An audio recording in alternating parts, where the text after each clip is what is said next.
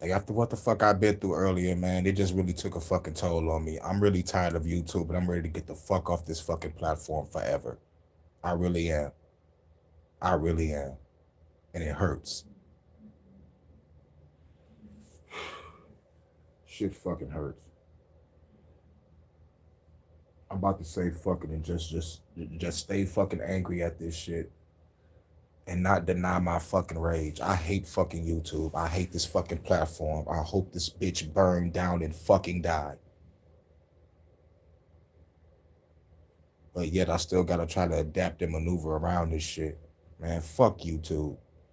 But anyway, man, I came back to the shit after after a nap. I ain't even really motherfucking need nothing, man. But I can't even get my fucking words out straight because of this shit. But anyway, I needed to get back to the video that got cut off. So we're going back to the teachings of Hermes, and then we're gonna play the last video that I tried to play with Michael Talbert, and then we're gonna get the fuck up out of here. All right, shouts out to everybody. I hope you have a cool day, cool afternoon, cool evening, cool night. Fuck YouTube. We're gonna start from the beginning of where I left off at, just in case if people forgot what the fuck I was talking about on the last video. So here we go, y'all. Better go back to the beginning of Hermes Trismegistus. Then we're gonna get off to the guy Michael Talbert. Trismegistus is one of those figures where the deeper you look into him, the harder it is to tell whether he was a real person, a legend, or just ancient wisdom wearing a name. The name literally means thrice great Hermes, which already sounds like someone who unlocked a secret achievement in ancient wisdom. He's believed to be a fusion of two different figures, the Greek god Hermes and the Egyptian god Thoth. So instead of one man, you're looking at a kind of symbolic super teacher created when two entire civilizations compared notes and went, yeah, this is basically the same guy. And this idea didn't just stay as myth, it became a whole philosophy. Around the early centuries of the Common Era, a collection of writings started circulating, later known as the Corpus Hermeticum.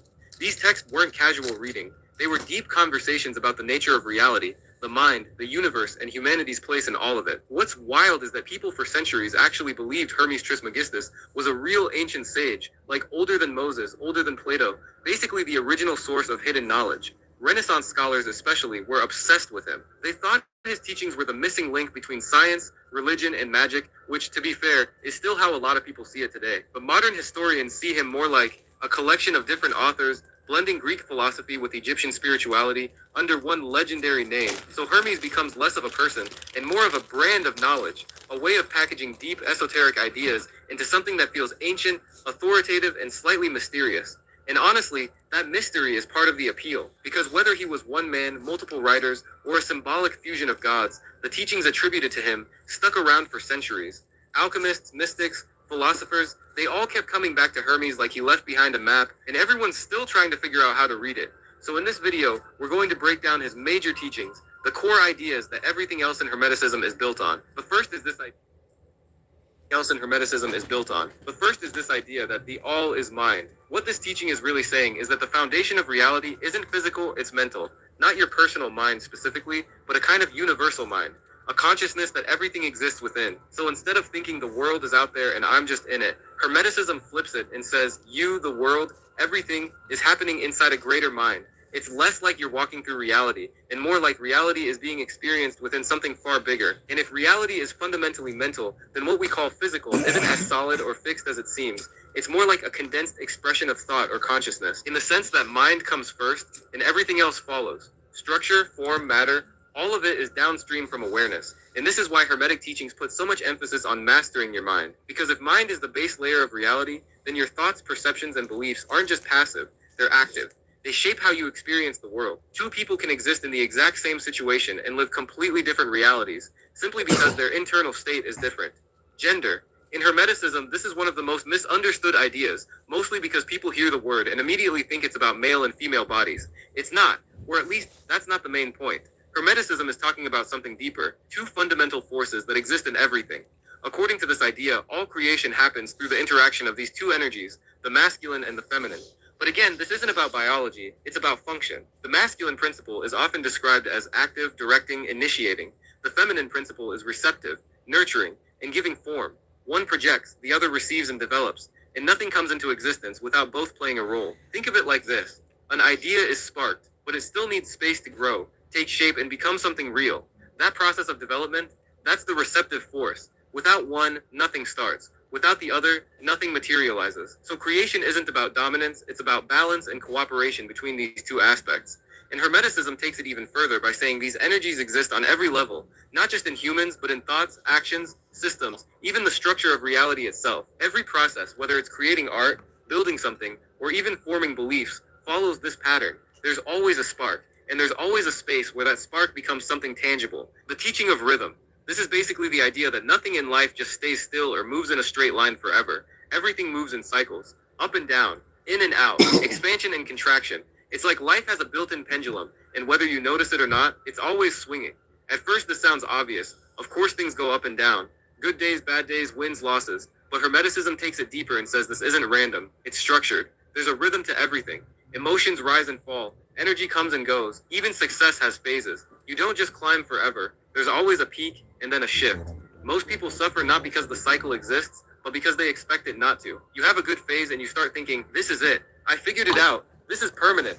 Then the swing happens. Things dip and suddenly it feels like something is wrong. But according to this teaching, nothing is wrong. You're just experiencing the other side of the rhythm. Think of it like waves. You don't get upset at the ocean for having highs and lows. That's literally how it works. But when it comes to our lives, we forget that. We expect constant highs, constant motivation, constant clarity. And when that natural downswing hits, we label it as failure instead of recognizing it as part of the cycle.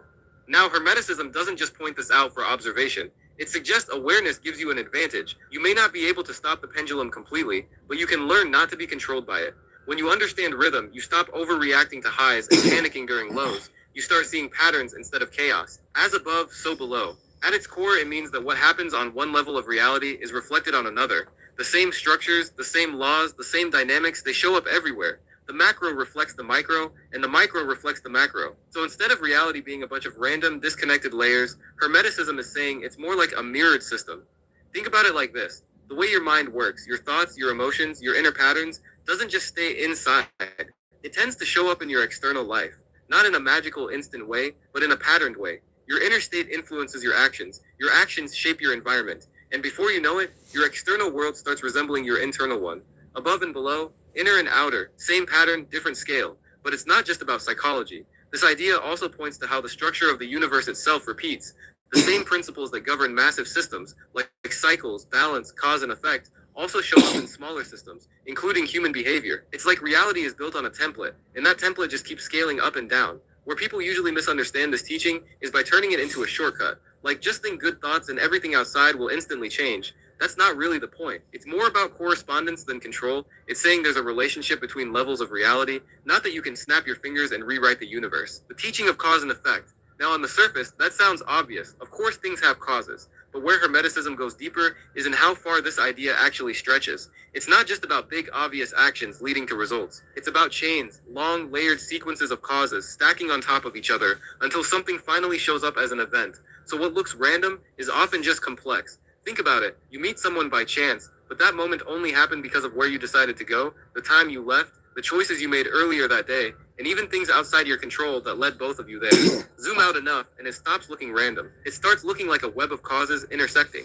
And Hermeticism takes it a step further by saying most people live on the effect side of life, meaning they react to what happens instead of understanding what's causing it. Something goes wrong, and the focus is on the result. Stress, frustration, confusion. But the teaching pushes you to ask, what led to this? Because once you understand causes, you start gaining influence over outcomes. This doesn't mean you control everything. There are way too many variables for that. But it does mean you're not just floating through random chaos either. Your actions, your habits, your patterns of thinking, they all contribute to what shows up later. Cause isn't always immediate, but it's always in motion. So instead of seeing life as unpredictable and unfair, you start seeing it as structured. Even if the structure is complex, you begin to notice patterns. You start connecting dots. And over time, you move from just reacting to life to actually understanding how it unfolds. The idea that the universe is one. This is basically the claim that everything you see, experience, and even think about comes from the same underlying source. It's not just saying things are connected, it's saying they are fundamentally not separate to begin with. The divisions we see between people, objects, even ideas are more like surface level distinctions. Underneath all of that, it's one continuous existence appearing in different forms. And this ties back into the idea of the all being both the source and the container of everything. Nothing exists outside of it. There's no outside to step into. Everything that happens within this one reality, which means separation, in a deeper sense, is more of a perception than an absolute truth. Now, this doesn't mean individuality disappears. You still experience yourself as you. You still make choices, have thoughts, live your life. But this teaching adds another layer. It suggests that beneath that individuality, there's a shared foundation linking everything together: polarity. This basically says that opposites aren't truly separate things, they're just different degrees of the same thing. What we call opposites, like hot and cold, light and dark, love and hate, aren't actually independent forces fighting each other. They exist on the same spectrum. Cold isn't the absence of heat, it's just a lower degree of it. Hate isn't some completely different emotion from love, it's just a shift along the same emotional scale. So instead of seeing reality as divided into conflicting parts, this teaching reframes it as unified, just expressed in extremes. The difference isn't in kind, it's in degree. And once you see that, opposites stop looking like enemies and start looking like variations. And that shift matters, because if things exist on a spectrum, then movement is possible. You're not stuck in one state, you can shift along the scale. That's the real point. Not just understanding opposites, but realizing they're connected, and therefore changeable, which also changes how you react to things. Instead of seeing a negative state as something completely separate and overwhelming, you start seeing it as part of a spectrum you're already on, meaning you're not trying to escape reality, you're just trying to move along it. All right. We got through that. Hashtag we made it. But still hashtag fuck YouTube. Like real talk. I'm trying to maneuver through how YouTube be fucking with me. And I think I got it. I think I do. But like even then they fucked with me at nighttime also. So like when I thought I had the fucking making a live down pack without any like interruptions, they still hit me. But it's majority of the time. Majority of the time at night I don't get fucked with. Majority of the time in the morning I don't get fucked with. Majority of the time in the middle of the night I don't get fucked with. But between the hours of motherfucking Jesus, like 11 and 4 or 11 and 5 and 6, it's just like Hurricane can't do shit. It's like for 8 hours, it's like let the afternoon be flooded with bullshit and trolling and lies and faggots and propaganda and pandering and paradigms and shit. But this is what I go through on my channel if y'all don't know. They're either freezing my chat where I can't see y'all comments.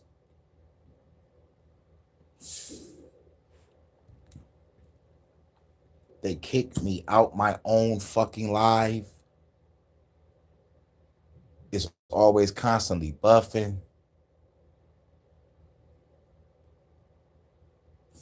They got symbols next to y'all comments. And when y'all type in a comment, it looks different on my end, but in y'all end, it looks like what y'all wrote.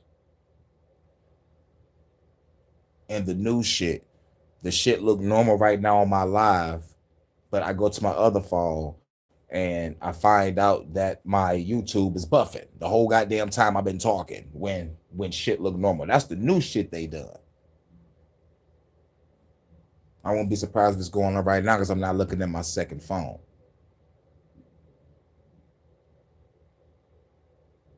So what I'm going to do from now on with these lives, I'm going to start off, I'm going to type in the chat, shouts out to everybody, just a type of live, give my shouts out to the first lady, shouts out to the chat, and then I'm going to leave it alone. I'm going to type in the chat and be like, is everything still good? Can y'all motherfuckers still type in the chat? I need to make sure that I can see y'all. If someone types in, cool. If they don't, I got to leave out, come back in and go through all this bullshit. In all honesty, man, I hate YouTube. I hate this fucking platform. And this is why I say I can't wait to leave it. I need to put this music out there, put this message out there, and then go rest. Like real talk. And y'all probably see me once a week, twice a week. I'm ready to kick back and fucking relax, man. I'm ready to motherfucking start this revolution and keep it fucking rolling. I'm tired. I'm tired, man. I'm fucking tired. Tired of being fucked with on this platform. This is why I'm glad that I'm not trying to be monetized. I'm glad I'm not trying to be a content creator. And if I want to get monetized, I would have to monetize my second channel. I know they're not gonna monetize the Hurricane on fan page. I know that. That's for the fans that want to get naughty. But the second page, definitely.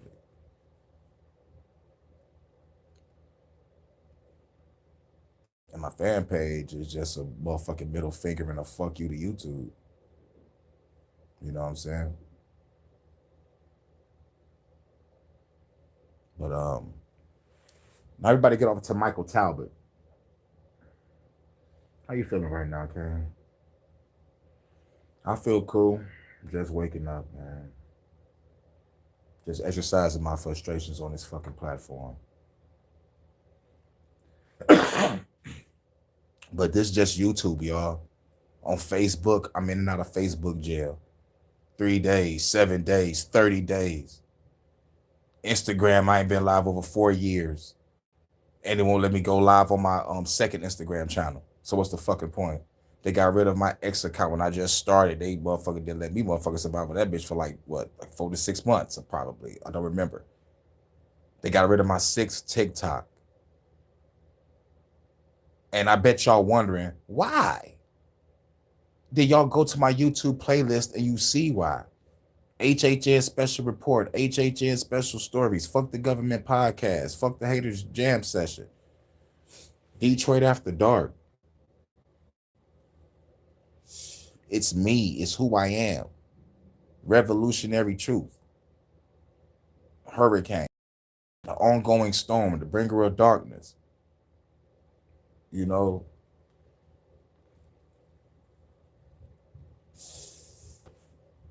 they don't want people to...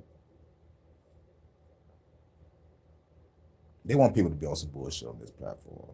And pander to the paradigm. So let me just get on to the next one so I can get up out of here. This ain't gonna be a long video. This is the story of Michael Talbot. All right, I need y'all to look up Michael Talbot. Suggesting here is something. I think if I can read into what you're saying, it has implications for science and for the scientific community. We're locked in this apparently solid, substantive reality. The universe has many, many levels of reality. We just haven't accessed the level that shows us how profound and magical that reality is. Mind you, they killed that nigga a week later after this interview, I think, if I'm not mistaken. But let's go back to the beginning. You're suggesting here is something. I think if I can read into what you're saying, it has implications for science and for the scientific community. We're locked in this apparently solid, substantive reality. The universe has many, many levels of reality. We just haven't accessed the level that shows us how profound and magical that reality is. What I'd like to do next is I'm working on a book that is the practical application of this holographic idea in all of its various phases. We've got to understand that we have this enormous capability, but our conscious mind feeds it all kinds of things unwittingly and gives it all kinds of mistaken directions. And I want to write a book that really deals with all these things on all kinds of levels, saying, here are the practical applications. How it weighs it. You don't have to deal with the very sort of heady space-time aspects of these things. Right after making that statement on TV, he died in a very strange way. His name is Michael Talbot, an independent researcher who had decoded reality, or multiple realities, something most people... Independent research. Independent means no government backing, anybody fucking with you. You're doing this shit on your own. You just probably the smartest motherfucker in the room, hanging around a whole bunch of smart motherfuckers trying to get this shit thought of, or you did it yourself. Either way it go, they don't want you cracking the code of reality. And plus, what makes me mad is if you crack the code of reality, you break the reincarnation cycle, or you find a way to connect with your ancestors, or connect with source, or connect with God, whatever. They don't want us to go through it. Keep us in a state of pain, suffering, anger, depression, anxiety, so they could loose off our fucking shit, if we believe that about the loose farming. But at the end of the day, going back to the Buddhist teaching, everything is suffering. Life is fucking suffering. Then go into the Gnostic shit. If life is suffering, who created this life? Then it goes back to a nigga that was created from a lady named Sophia. This motherfucker woke up and just started creating shit. And, the fucking physical universe. And that's a whole other story when it comes to Gnosticism. When it comes to how to be a better person, you can go to shamanism and Buddhism and just like understand, like you gotta control emotions. Then you read the Warrior Code and Sun Tzu, and you learn how to survive in battle, rather mental or physical, So it's like,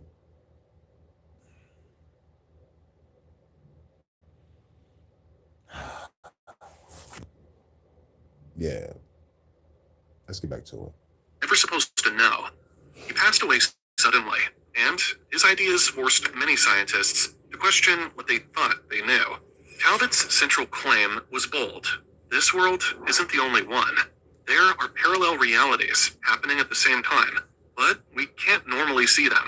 By the late 20th century, quantum mechanics had already exposed cracks in the traditional view of an objective universe. The double-slit experiment revealed that particles behave differently when observed, suggesting that the observer is not outside the system, but part of it.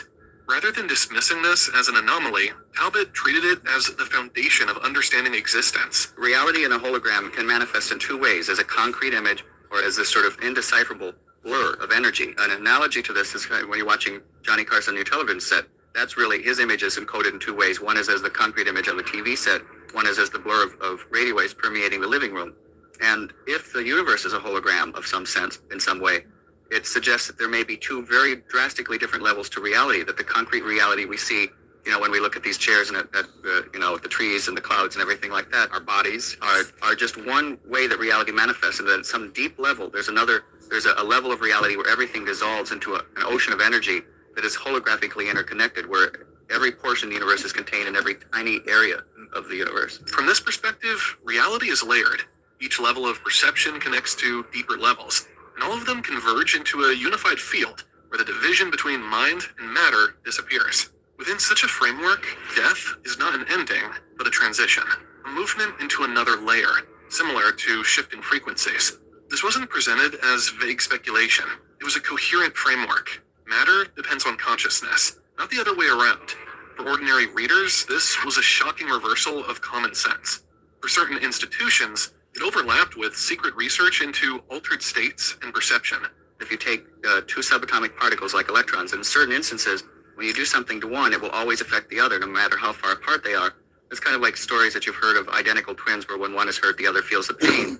And the problem is that we can find no process known to physics that explains how these could be sending a signal back and forth. In fact, because it would have to be faster than the speed of light. Instantaneous. It would have to be an instantaneous signal, and Einstein's theory of relativity said you can't have instantaneous signals because it would mean that you could violate the time barrier and conceivably call your grandfather and tell him not to marry your grandmother. And most physicists say, well, this would be just too troubling to incorporate into a rational picture of reality. Think about identical twins. There are countless stories where one feels something the moment the other is hurt or in danger, even if they're miles apart. It's hard to explain that in normal physical terms. Talbot connected this with what physics was already finding at the quantum level. Particles that act the same way, linked instantly no matter the distance. And if matter itself can stay connected like that, then maybe our minds work through the same hidden network, connected in ways science still doesn't fully understand. If the universe is holographic, then everything we experience is interconnected, and every part reflects the whole. Time, space, and matter may not be absolute, but flexible, shaped by deeper laws we don't yet fully grasp. Talbot suggested that life and death are part of one continuous spectrum, where consciousness moves across realities rather than vanishing. Just as this message began to spread more widely, he died, and what he left behind continues to raise questions about the very structure of existence. At a deeper level, a very holographic level of reality, every particle in the universe collapses to a sort of cosmic unity. They're not signaling each other. They're like that fish where there's the level of the aquarium. And so what that means, talking about words, is that there is no separation between electrons. Furthermore, there's no separation between people. And this has all kinds of very boggling implications, one of which is that we've always tried to understand, for example, psychic phenomena, like how could I get information out of your head in my head? as some sort of signal going back and forth. But if we live in a universe that's organized holographically, you no longer have to tackle it that way. It could be that I have the entire universe and every neuron, every cell, every atom, every electron in my head, and you do also. So when we can access that, we can access information that seems to be beyond our normal sensory reach. This was one of his most provocative claims, that separation itself is an illusion. If every part of the universe already contains the whole, then the idea of being isolated, whether as particles or as people, simply collapses. What appears as distance is just part of the projection. In that sense, telepathy or intuition would not be about sending signals back and forth, but about accessing a field that already holds everything, everywhere, at once. The real shock was how far this could go.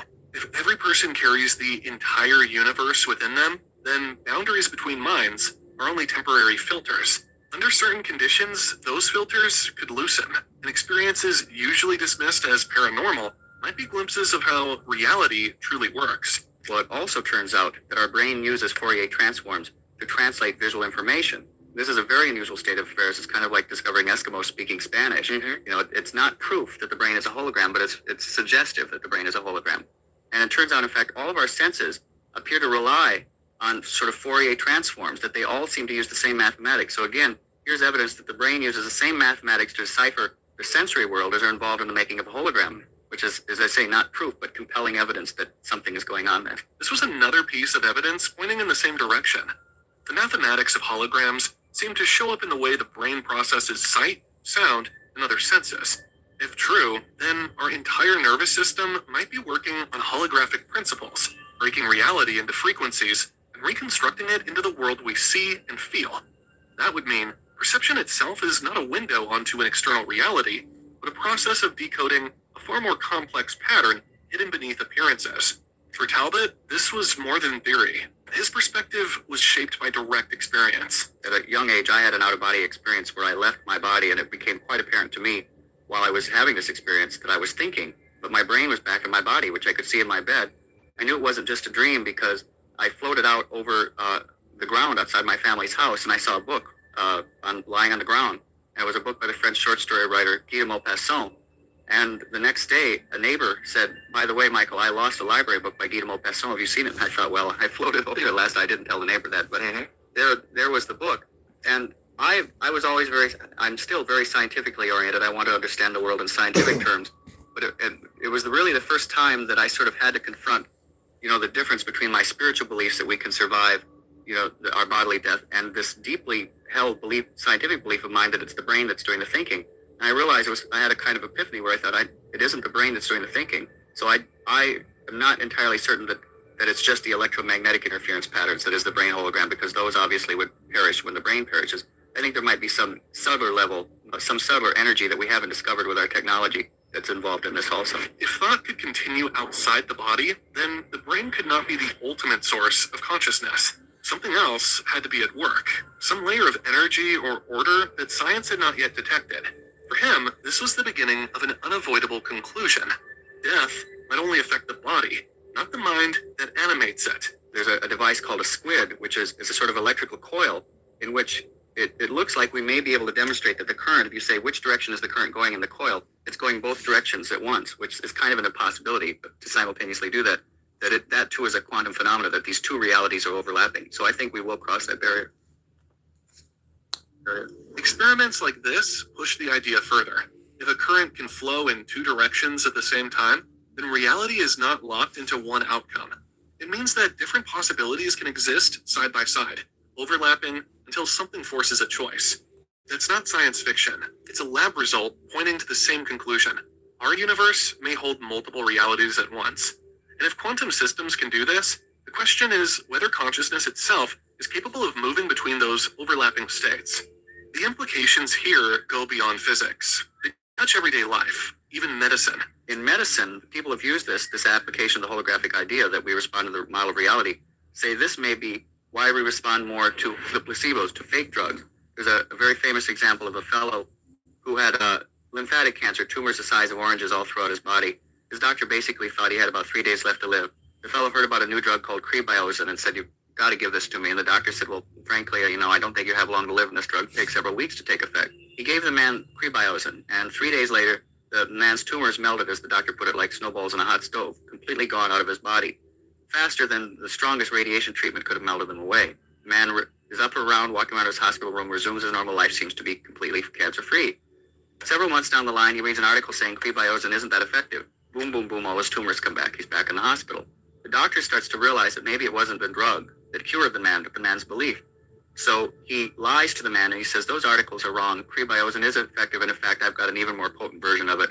He injects just salt water into the man's veins. Again, the man's tumors melt away. He resumes his normal life. Unfortunately, many months down the line, he reads final studies on prebiotin saying it's completely ineffective. Boom, boom, boom, his tumors come back and he dies. Stories like this reveal something we usually overlook. The body doesn't just respond to chemicals. It responds to belief. If the mind expects healing, the body can sometimes follow, even when the treatment itself is fake. That's the placebo effect, and Talbot saw it as another clue that consciousness is not separate from physical reality that directly shapes it. Think about what that means. If expectation alone can shrink tumors, then our model of reality isn't just in our heads. It reaches into the body, into matter itself. The placebo effect stops looking like a medical trick and starts to look like evidence that belief can bend the physical world. One of the areas you had mentioned earlier, that one of the exciting things about the holographic idea is that people have taken this and explored all different realms. That some have used it to say this is how acupuncture works, because it turns out that there are little micro acupuncture systems where you can find the entire body in the acupuncture points of the ear recapitulated. Right. Ear, right. So we've talked about the placebo effect. Some have said that the holographic idea applies in near-death experiences. One of these individuals is Kenneth Ring, who is at the University of Connecticut, studies near-death experiences. And it's interesting because in report after report of people who have been declared clinically dead, go to some apparent other level of reality and then come back, they refer to this other level of reality with terms like frequency and energy and even hologram, that it's a more plastic level of reality where thought seems to create things instantly. There are instances of people having near-death experiences where they think they're hungry and instantly food appears. Or perhaps an even better example, when people find themselves out of their body, there are cases where people look down and see that they're in a naked body and they go, oh my gosh, I'm naked. Instantly they have clothing on. Now, we don't assume that clothing has a soul, that it has a spirit that survives. Near-death stories take things to another level. People who go through them often say their mind kept going even when their body had stopped. What they describe sounds very different from normal life, more flexible, more alive. Turns out, almost like the world around them was responding straight to their thoughts. Talbot looked at this and said, maybe this is a small glimpse of how reality really works when the brain is no longer in the way. I very much believe that our soul lives many, many lives and goes through these things. And I think at this point in our development that we have manifested in the physical because we don't have a consciousness that's developed enough to deal with reality with its full grandeur and plasticity. That for us it would be very frightening if there weren't solid rules, if everything started to slip and slide.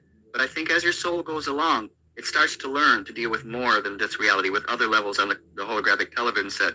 And when you start to open those doorways, that's when reality, the plasticity of reality, starts to seep in. But then you go through a sort of shamanistic rite of passage, because you've got to go through, most people go, put an interpretation on it. They go, oh, this is an angel, or this is, a demon, or a UFO abduction. And if you do that, you're missing the basic lesson of shamanism, which is that everything that you experience in the non-ordinary reality of the shaman has psychological meaning for you. That you are entering a level of reality that responds so directly to your thoughts that your every thought helps what manifests. And in that instance, you can't ask what is there, but why have I created what is there? And I think that's the lesson that our souls are learning as we evolve. As consciousness evolves, those rules loosen. And we start to see how plastic reality really is. That's why strange experiences, visions, encounters, even UFO abductions might not be what they seem. They could just be the mind trying to make sense of another layer of reality that answers directly to thought. When you encounter something that is truly of another reality, your perceptions and trying to pull it out of this blur of energy and make it into a hologram don't quite know how to put it into form. And so I think that the reason there are many psychological motifs in UFO experiences is because there's something going on, but the surface appearance is a product of the person's own psyche. In other words, a lot of what's going on in these various holographic realities are like ink blots. Right. They can be interpreted like dreams as well, that they have psychological symbols in them. Mm-hmm. But there's also something real there, because UFOs can be tracked on radar. They leave circles, on the ground. They leave traces of physical evidence. The universe, in his eyes, wasn't a fixed machine. It was alive, layered, holographic, and deeply connected to consciousness. Death wasn't the end. Paranormal experiences weren't random. Even the strangest encounters could be part of a deeper structure we're only just starting to notice.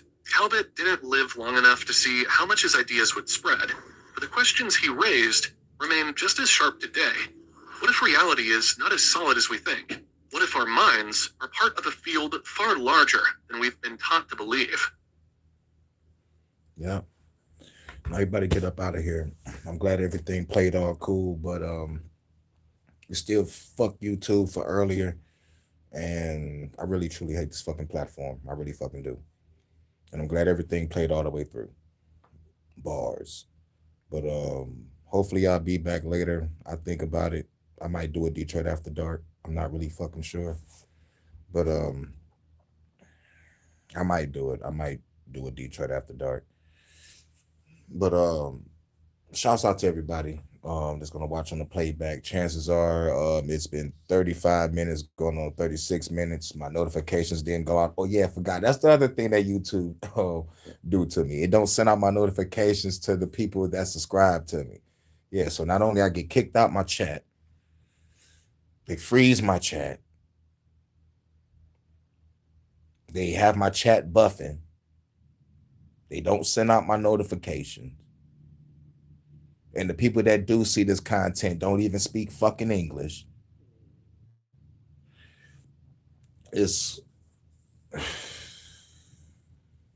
too much. But everybody else can go live forever, no problems. Back-to-back problems over here on this channel because I'm a revolutionary channel. You know, so they got to throw me in the farthest ends of YouTube so no one reaches me. So for anybody that have ever came across my content, shouts out to y'all. You know, I may not like all my content. I probably like just the music and the news, or y'all just probably like the music, not the news. Y'all, some of y'all probably like Detroit After Dark, but not the Sunday service because the Sunday service really goes against the Christianity shit. I'm just deconstructing Christianity over there. But, you know, I got different varieties of content. So, you know, shouts out to all y'all or whatever content y'all like. You know, but real shit, man, YouTube ain't shit. I really hate this fucking platform. I really fucking do. But shouts out to everybody. I'll catch y'all in a minute. Hopefully I'll do a Detroit After Dark. Hopefully. But I'm out. Peace.